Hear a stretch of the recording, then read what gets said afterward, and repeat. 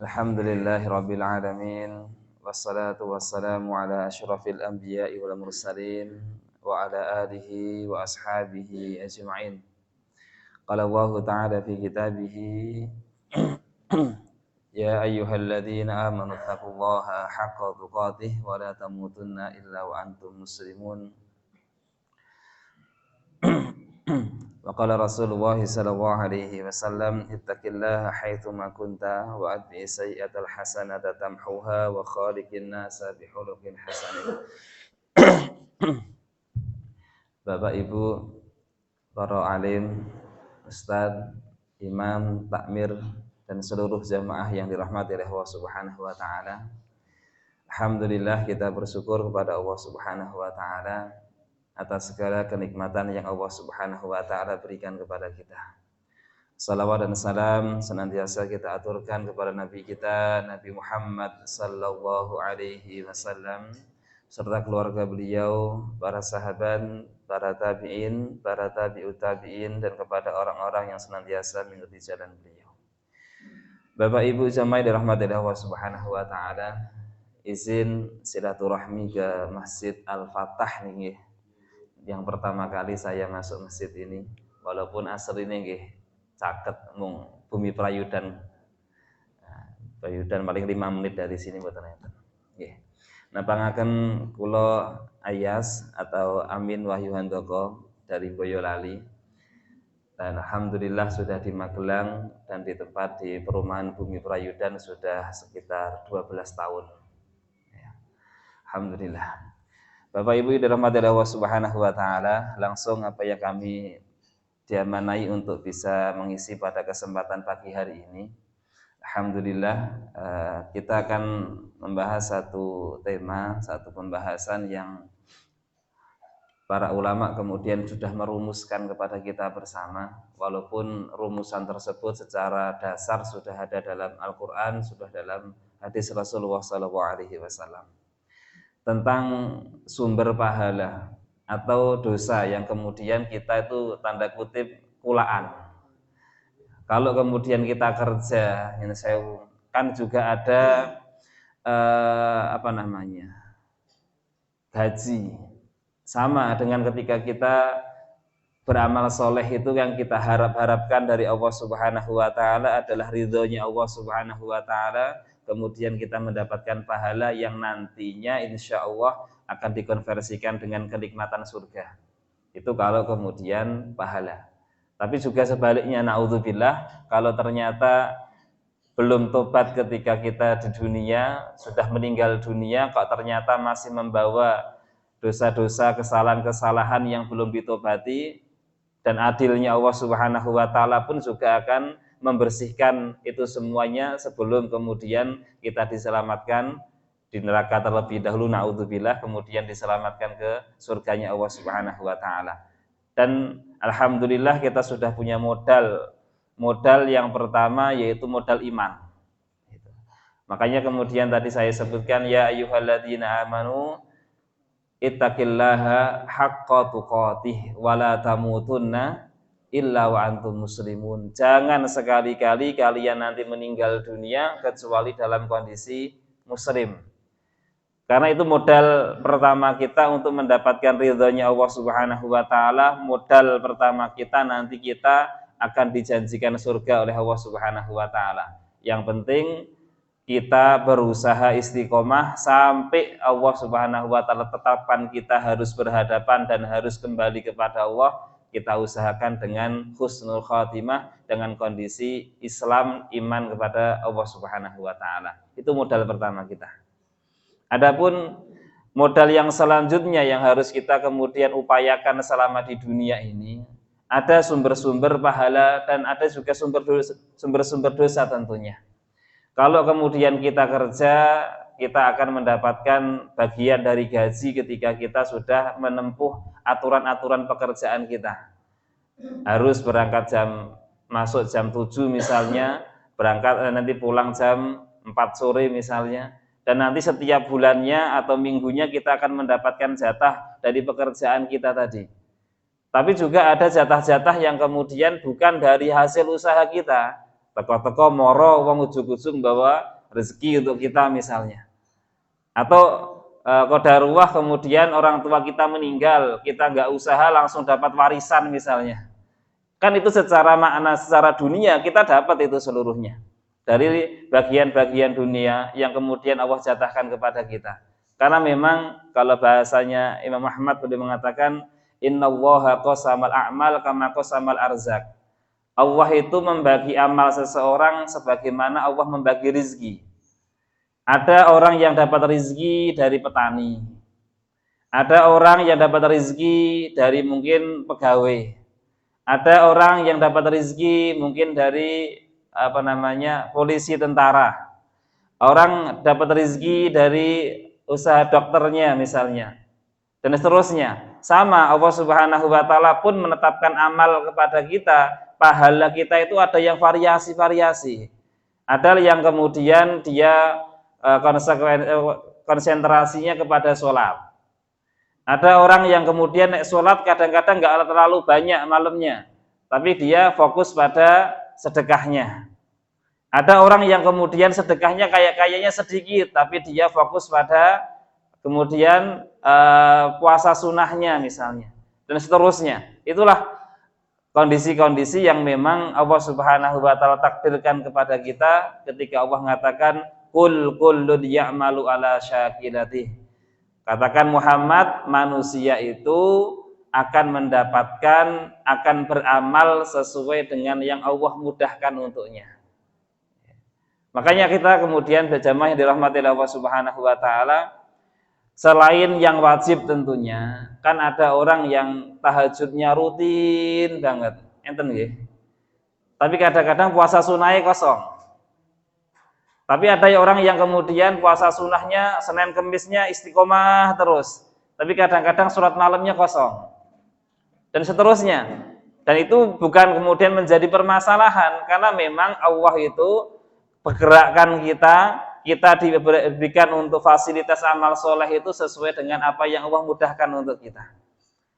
Kembali kepada apa yang kemudian kita bahas pada kesempatan hari ini, ada di situ sumber-sumber pahala kita.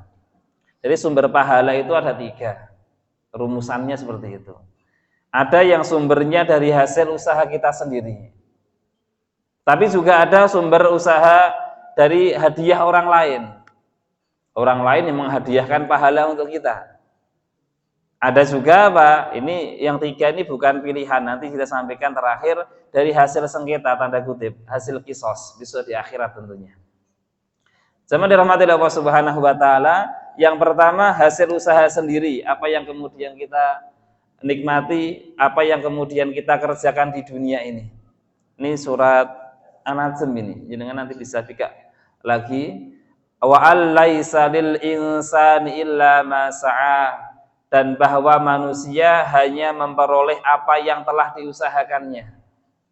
Wa anna sa'yahu saufa yura, dan sesungguhnya usahanya itu kelak akan diperlihatkan kepadanya. Tsumma yujzahul jazaa'al aufa, kemudian akan diberi balasan kepadanya dengan balasan yang paling sempurna. Yang pertama, wa allaisa lil insani illa ma sa'a, manusia itu hanya akan dapat dari apa yang dia usahakan. Sa'a ini kalau secara bahasa sungguh-sungguh. Ya. Makanya kalau haji atau umroh ada aktivitas apa? Sa'i. Ya, ada sa'i, sama. Wa allaisa lil insani illa ma sa'a, manusia itu hanya akan dapat dari apa yang dia sungguh-sungguh mengerjakannya. Kalau bahasa sa'i dulu diawali dari Ibunda sinten? Siti Hajar. Ketika beliau kepepet, anaknya nangis, namanya Ismail, perbekalan sudah selesai, sudah habis, kemudian beliau melihat ke Bukit Surfa, kok kayaknya ada harapan di sana, ada air. Ternyata lari, nggak dapat. Ternyata melihat di bukit, kemudian Marwah, kayaknya ada harapan, sungguh-sungguh lari dia, Ibunda kita bersama, kemudian ternyata juga nggak dapat. Sampai berapa kali? 7 kali. Sungguh-sungguhnya Ibunda Hajar ketika beliau mencari apa tadi, harapan dari Allah Subhanahu wa taala, karena memang kondisi sudah selesai, ditinggal suaminya pergi, dititipkan kepada Allah di fi wadin ghairi dzar'in inda baitikal muharram. Kalau bahasa Arabnya itu di satu lembah yang dimana lembah tersebut tidak ada tumbuhan sama sekali, di Masjidil Haram yang awalnya tandus. Dan kemudian Ibunda Hajar sa'a tadi, sungguh-sungguh bagaimana caranya harus ia mendapatkan tadi bertahan hidup, karena bekal sudah habis, air sudah habis, maka beliau kemudian mencari 7 kali putaran sofa marwa, sofa marwa, sofa marwa, sampai kemudian di Marwa ternyata sudah tidak mendapatkan hasil. Bukan masalah hasil yang Allah inginkan dari kita, tapi apa? Ikhtiar, usaha itulah yang kemudian sudah ditulis oleh Allah Subhanahu wa taala. Sama, ada orang-orang yang kemudian kerja di dunia banting tulang tapi hasilnya sedikit misal. Tapi ada orang yang kemudian kerja di ruangan yang ber-AC, cuma tanda tangan tapi secara duniawi hasilnya banyak.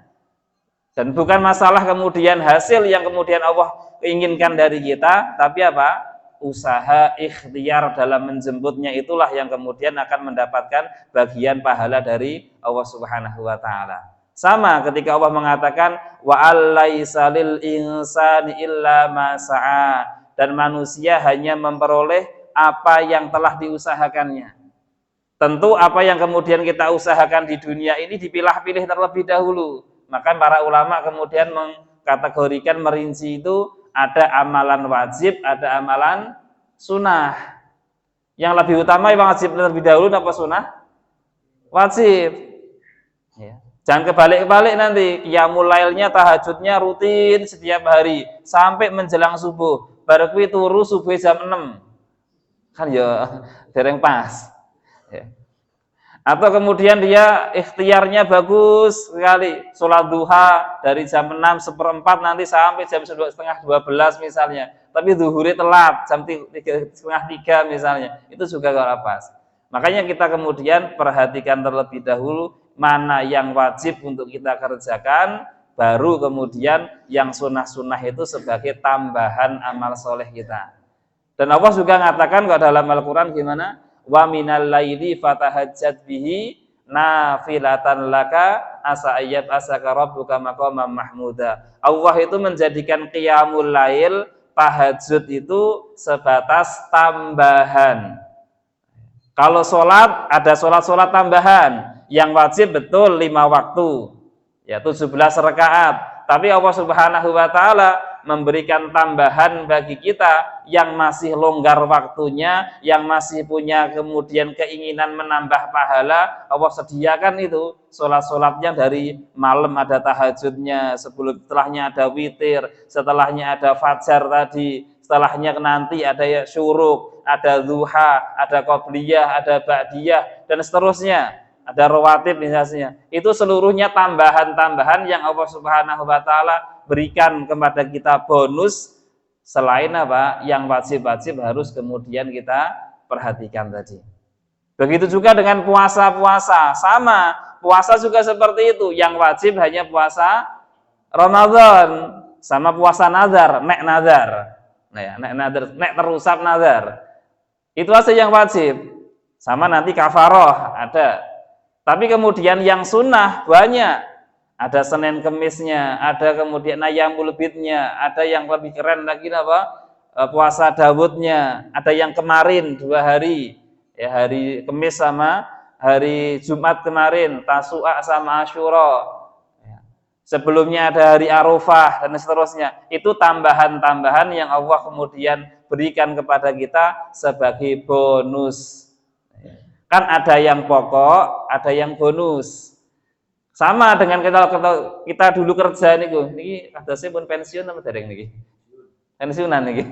Ya. Kan ada apa gaji pokok, ada gaji tunjangan, bonus. Bonus-bonus yang pokok itu dikerjakan akan mendapatkan pahala yang besar, adapun bonus-bonus itu kadang-kadang lebih banyak daripada yang pokok secara hitungan. Ya. Tapi kan nggak mungkin kita mengharapkan bonus-bonus tapi ora gelem kerja kan secara Intinya kan nggak masuk seperti itu. Ya, tentu yang wajib terlebih dahulu kemudian kita kerjakan, baru kemudian kita tambah-tambah yang sunnah-sunnah. Sama dengan kemudian hasil kita itu seperti itu.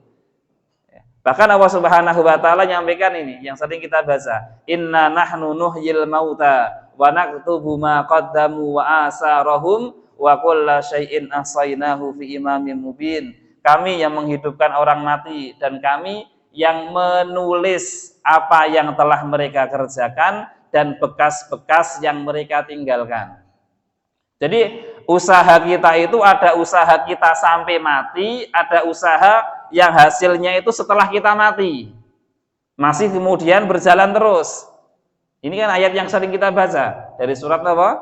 Yasin. Inna nahnu nuhyil mauta wa naktubu ma qaddamu wa asarahum wa kulla syai'in ahsainahu fi imamin mubin. Jadi Allah Subhanahu wa taala itu dua mengkategorikan amal kita. Ada amal yang kita kerjakan sampai kita mati, pahalanya. Tapi juga ada pahala itu yang kemudian wa asarahum, bekas-bekas kita selama di dunia itu akan tetap berjalan terus. Tergantung bekasnya nopo. Kalau kemudian amal yang kita kerjakan amal soleh, makanya kan ada istilah nopo, amal jariyah. Tapi dosa jariyah nggak enten. Dosa jariyah nggak enten. Bagaimana kemudian amal jariyah. Nanti saya sebutkan beberapa amal jariyah yang kemudian Rasul sampaikan kepada kita. Mananya dari kita kerja pensiunan tesih angsal anu mboten? Masal. Sama. Al-Quran juga mengatakan seperti itu. Pas kita kerja selama hidup masih dapat kemudian gaji, pahala dari Allah Subhanahu wa taala, tapi setelah kita pensiun juga wa asarahum, jasa kita dihargai oleh Allah Subhanahu wa taala. Kita sholat kan cuma sampai meninggal. Ya. Kita puasa cuma sampai meninggal. Kita membaca Quran cuma sampai meninggal. Tapi bagaimana kita usaha, bagaimana nanti kita sudah meninggal dunia, sholat kita masih lestari, puasa kita masih mendatangkan pahala, sedekah kita biar tetap mendatangkan pahala. Itu ada rumusnya dalam Al-Quran. Dan itu yang kadang-kadang harus kemudian kita perbanyak. Karena apa? Kita itu terbatas hidupnya. Kita terbatas mungkin kata bahasa Nabi pripun? Inna amaru ummati ma baina sitina wa sab'in. Umur rata-rata umat Nabi Muhammad itu hanya sekitar 60 sampai 70 tahun. Wa qalluhum yajuzu dzalik, dan sedikit yang melampaui 70 tahun. Itu umur kita. Tapi apa? Umur kedua kita itu harus kita persiapkan hari ini. Biar nanti umur kita meninggal dunia, jasad kita dikubur, tapi apa? Pahala-pahala itu tetap ngalir, tetap subur. Itu yang kemudian kita inginkan dari amal soleh kita. Dan itu apa? Dari usaha kita sendiri. Makanya Allah Subhanahu Rasul sallallahu alaihi wasallam kemudian kategorikan ini. Ya, ada amal-amal yang sifatnya jariyah itu. Kalau kita kemudian masih hidup, betul, kita amal solehnya maksimal, yang wajib maksimal, yang sunnah maksimal, sholatnya, puasanya, sedekahnya, nolongnya, ya, zikirnya, dan seterusnya, sampai meninggal dunia. Tapi kemudian setelah meninggal dunia, ini yang harus kita persiapkan. Apa? Kalau yang sering kemudian kita sampaikan, Rasul sampaikan beripun? Idza mata ibnu Adam in qata'a amaluhu illa min ihdas salas. Kalau anak Adam itu meninggal dunia, maka terputus amal solehnya kecuali 3 perkara.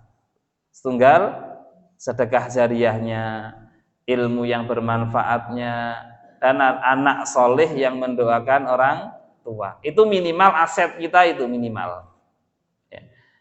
Minimal kita persiapkan tadi 3 itu. Maka yang sedekah jariyah ini kemudian bait Suyuti, Imam Suyuti memberikan bait banyak sekali. Ya, ini kaitannya dengan sedekah jariyah. Maknanya ilmu yang kita sebarkan, doa dari anak keturunan kita, menanam kurma, sedekah jariyah, mewariskan mushaf, menjaga di perbatasan, menggali sumur untuk mengalirkan air sungai, membangun rumah untuk orang asing musafir, membangun majelis zikir, mengajarkan Al-Quran. Ini amal-amal yang bisa kita kerjakan di dunia, tapi nanti pahalanya akan terus mengalir setelah kita meninggal dunia. Ini minimal lah dari tadi sedekah jariyah kita sudah pernah urun bangun masjid, kita sudah pernah mengadakan mushaf Al-Quran, kita sudah pernah membangun jalan, kita sudah pernah menanam pohon, kita sudah pernah mengalirkan air irigasi misalnya, atau membikinkan sumur-sumur misalnya. Dan ini program kami memang sumur itu yang kemudian kami harapkan. Di Magelang, alhamdulillah tahun ini 25 sumur di pondok-pondok Magelang, kemudian kami usahakan, harapannya tadi, ngalap barokahnya tadi, biar nanti ketika kita meninggal dunia, sumurnya masih dimanfaatkan para santri untuk toharoh, untuk bersuci, untuk ibadah. Orangnya yang mengadakan sumur sudah wafat, tapi pahalanya terus mengalir kepada orang yang meninggal dunia. Itu yang kita inginkan dari hidup kita tadi, yang kita kategorikan yang pertama dari hasil usaha kita sendiri tadi. Ya. Sama dirahmati Allah Subhanahu wa taala. Sampai jam berapa, Mas? Nah, oke. Yang kedua, yang selanjutnya apa? Dosa jariyah pun juga seperti itu. Dan barang siapa yang mengajak kepada kesesatan, maka ia mendapatkan dosa semisal dosa orang yang mengikutinya tanpa mengurangi dosa mereka sedikit pun. Naudzubillah. Kalau pahala jariyah tadi insya Allah kita akan dapatkan, tapi nek harus kemudian dosa jariyah kayak ini medeni, Pak. Ya, kayak ini medeni. Hari ini Masya Allah gampang sekali orang itu meninggalkan jejak. Ada jejak apa? Digital. Ya. Orang pernah ngupload, pernah mengunggah apalah sing Allah itu, orangnya sudah meninggal dunia, hasil karyanya di dunia maya masih ditonton orang. Naudzubillah. Dulu murah kalau di YouTube atau kemudian video-video itu kan banyak itu. Itu kalau orangnya padahal kadang-kadang sudah meninggal dunia. Tapi kadang-kadang ada orang yang nontonnya terinspirasi dari kemudian videonya, kemudian melaksanakan kejahatan karena video yang dia unggah tadi, orangnya yang unggah mati. Tapi dosanya terus ngalir mereka. Wa'iyadzubillah. Ini yang harus kemudian, makanya tulisan itu kan nyawa kedua kita. Ya, tulisan, kalau bahasa yang lain, tulisan unggahan kita di sosial media itu juga berbahaya. Kadang-kadang kalau nggak segera tobat dan nggak harus kemudian segera dihapus, jangan-jangan takut-takutnya kita meninggal dunia, tulisannya masih ada orang yang terinspirasi dengan tulisan kita. Naudzubillah. Itu yang pertama, orang dapat pahala dosa itu dari usahanya sendiri. Tapi juga ada orang yang kemudian yang kedua, orang dapat pahala dan dosa itu dari hadiah orang lain. Gampang lah ini kan, enak nih kayak ini. Ya. Nggak usah beramal, tapi mendapatkan pahala amal. Banyak dalam Al-Quran, dalam hadis itu yang kemudian Rasulullah SAW ungkapkan kepada kita. Contoh sahabat Sa'ad misalnya. Sahabat Sa'ad itu pas malam hari ibunya meninggal dunia, paginya sowan ke Nabi, ya Nabi, inna ummi qad matat. Semalam ibu saya meninggal dunia ya Nabi. Kemudian sahabat-sahabat mengatakan, apakah boleh saya bersedekah atas nama ibu saya ya Nabi? Kata Rasul apa? Boleh, sah, sampai. Kemudian sahabat-sahabat tanya lagi, ya Rabbi, sedekah apa yang harus saya sedekahkan? Nabi mengatakan apa? Saqiyul ma, mengalirkan air, Mas. Walaupun juga aslinya banyak hadis-hadis yang lainnya yang mengatakan bahwasannya sedekah kita atas nama orang yang kita tuju, insya Allah pahalanya akan sampai kepada orang yang kita tuju. Orangnya nggak melaksanakan apa-apa, tapi kemudian orangnya mendapatkan pahala sedekah jariyah anaknya, dia mendapatkan sedekah dari temannya, dia mendapatkan kemudian hadiah pahala dari istrinya, anak-anaknya dan seterusnya. Orangnya sudah tidak ada, tapi sedekah atas nama mereka itu akan sampai kepada mereka. Dan tidak hanya kemudian bagi orang yang meninggal dunia saja, orang yang hidup kepada orang yang hidup pun juga sampai. Rasulullah SAW dan para sahabat itu sering ketika korban misalnya. Korban itu ketika ada sahabatnya yang kemudian Mas jenengan tahun ini gadah mendo mboten gawe kurban. Wah, pas sepi Mas mboten enggak punya. Nih saya punya 2 tak kasih 1 ya. Itu kan keringan kayaknya. Atau ketika Rasulullah SAW ketika mengatakan ketika menyembelih hewan kurban beliau, biasanya Nabi itu kalau kurban ya sekitar nggak ada yang 1 lah, antara 3 sampai 100 seringnya. Rasul itu seringnya di 100 malah. Dalam riwayat Imam Ahmad beliau mengatakan Rasul itu nyembelihnya 100. Dan dari 100 ekor tersebut Rasul itu ketika mau menyembelih mengatakan, ya Allah terimalah kurban ini pahalanya untuk saya, wa an ahli baiti dan keluarga besar saya, wa an ummati dan atas nama umat Nabi Muhammad SAW. Maknanya kita ketika orang itu meninggal dunia kok sampai meninggal belum juga mampu berkorban, maka insya Allah sudah ada catatan kurban. Karena siapa yang korbankan? Nabi Muhammad SAW. Sampai, maknanya bergembiralah kalau kemudian ternyata Allah tetapkan kalau kita sampai meninggal dunia nggak bisa korban, ya nggak usah khawatir, sudah ada catatan korban di amal soleh kita. Siapa yang korbankan? Rasulullah SAW. Dan seterusnya. Makanya apa? Ada amal-amalan itu orang itu mendapatkan pahala yang besar, kadang-kadang bukan atas karya sendiri, bukan karena kemudian dia kemudian melaksanakan sendiri, bukan, tapi kadang-kadang tetangganya yang ngasih, saudaranya yang ngasih pahalanya. Ya. Bahkan Rasulullah SAW membagi pahala korban beliau untuk 3, untuk pribadi beliau, untuk keluarga beliau, dan untuk umatnya. Umatnya pinten? Sampai akhir zaman. Khususnya bagi yang sampai meninggal dunia belum mampu untuk berkorban. Bagi yang sudah mampu, ya nggak usah ngarep-ngarep jatah ya di. Ya, mampu membelih diri. Tapi kalau yang belum mampu, memang sebenarnya sudah mendapatkan jatah dari Rasulullah SAW. Maka di sini ada haji, ada umroh. Orang tua yang kemudian belum umroh dulu pernah umroh kok sudah keduluan meninggal dunia. Anaknya yang kemudian badalkan umrohnya, badalkan hajinya, sampai enggak pahalanya? Sampai. Ya. Pahala sedekahnya. Ya. Orang kemudian bersedekah, saya nyumbang 1 semen untuk masjid ini atas nama si fulan, atas nama bapak saya sudah meninggal dunia misalnya, atas nama saudara saya yang jauh yang belum punya kesanggupan misalnya, sampai pahalanya seperti itu. Ada pahala wakaf tadi saya sebutkan, saqiyul ma, mengalirkan air, itu pahala yang paling bagus menurut Rasulullah SAW. Karena orang itu nggak punya mobil nggak mati insya Allah. Orang nggak punya rumah nggak mati insya Allah. Tapi orang itu kok nggak bisa minum, nah, itu mati itu. Perkiraannya mati itu. Makanya Rasulullah SAW sampaikan apa? Sedekah terbaik itu ngasih minum.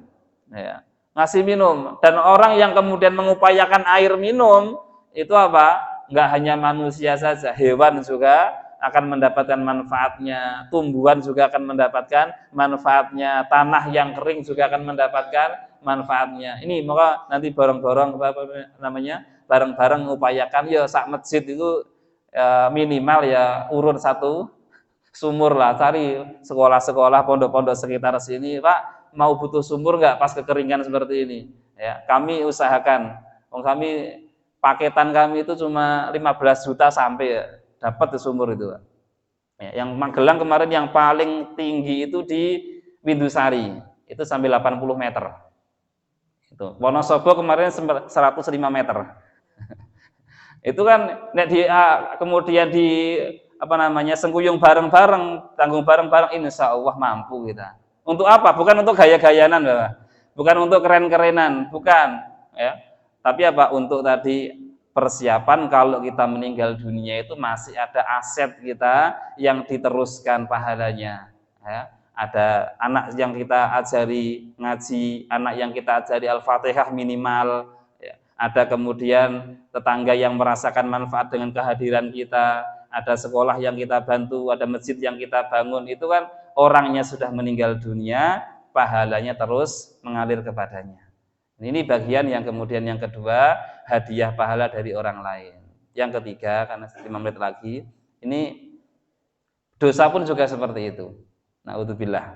Dan barang siapa yang membuat suatu kebiasaan buruk dalam Islam pun ia akan memperoleh dosa dari perbuatan yang ia kerjakan dan perbuatan orang-orang yang menirunya tanpa mengurangi dosanya sedikit pun. Ini bagi para kreator, para inspirator kok kejelikan itu, naudzubillah. Ya. Kemudian bikin kelompok apalah itu, selama kelompoknya masih maksiat tadi, orangnya yang mendirikan mati, kelompoknya masih eksis, maka yang mati tadi tetap mendapatkan jatahnya. Waliyadzubillah. Ini yang kedua tadi dari orang lain. Yang ketiga, yang terakhir, ya, ada orang itu mendapatkan pahala itu dari apa? Dari hasil sengketa, tanda kutip. Hasil sengketa itu gini. Ini ceritanya nanti mireng hadis Rasulullah SAW tentang orang yang paling rugi, orang yang muflis itu. Orang yang rugi itu kata Rasulullah SAW yang datang kepada Allah besok di hari kiamat itu dengan sholatnya, dengan zakatnya, dengan puasanya, dengan sedekahnya dan seterusnya, dengan hajinya bahkan. Tapi apa? Sebelum dia masuk surga dicegat di tengah jalan.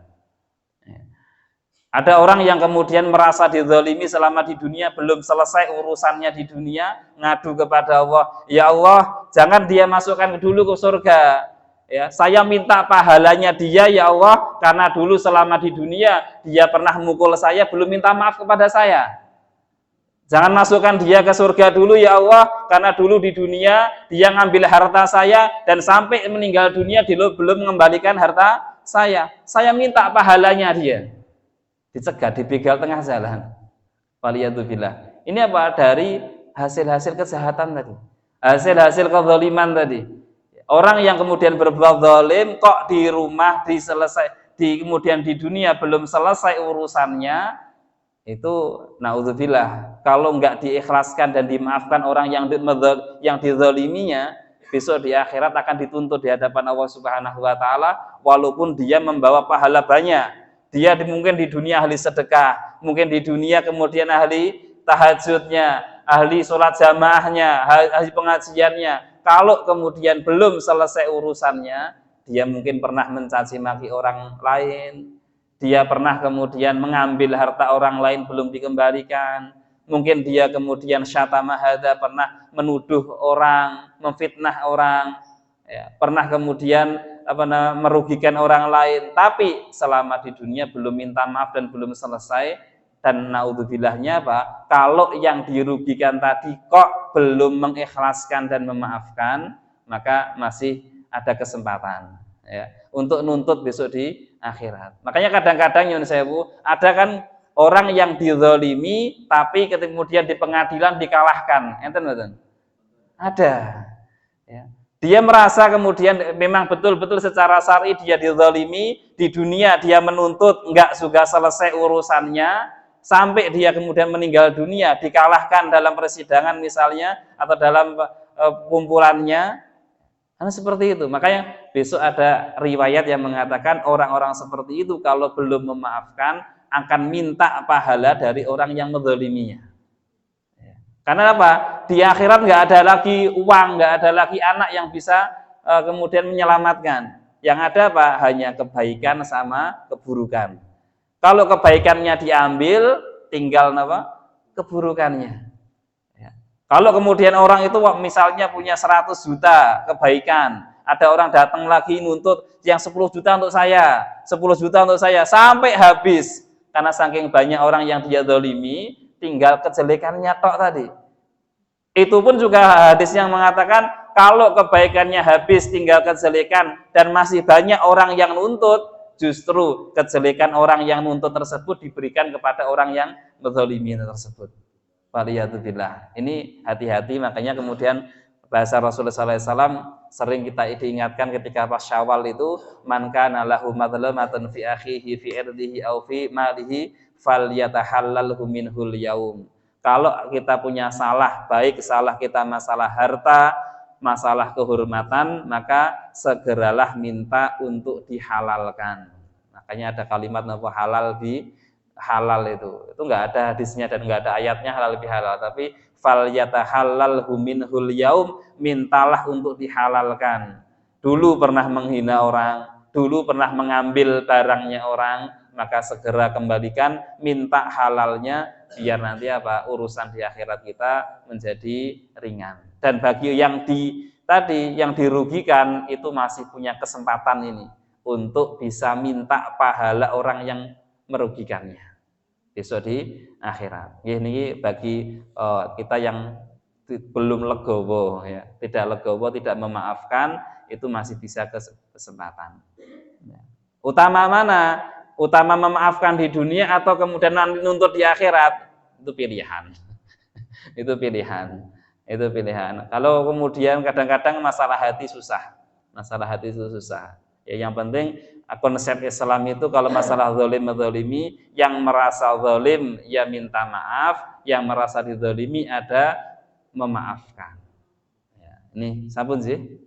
Kita akhiri, semoga ini yang bisa kemudian kita ikhtiarkan dalam kehidupan kita dari sumber-sumber amal soleh kita ini, baik yang kemudian sifatnya pribadi kita yang mengusahakan atau kita saling memberi pahala, saling memberi kemudian doa, mendoakan saudara yang lain. Bahkan Rasul mengatakan ad-da'watu bidzahril ghaib, doa kita kepada saudara kita tanpa sepengetahuan dan tanpa diminta, itu insya Allah doanya kita akan lebih mustajab di hadapan Allah Subhanahu wa taala. Barakallahu fikum, aqulu qouli hadza astaghfirullah li wa lakum. Mohon maaf atas kesalahan. Astaghfirullah li wa lakum. Assalamualaikum warahmatullahi wabarakatuh.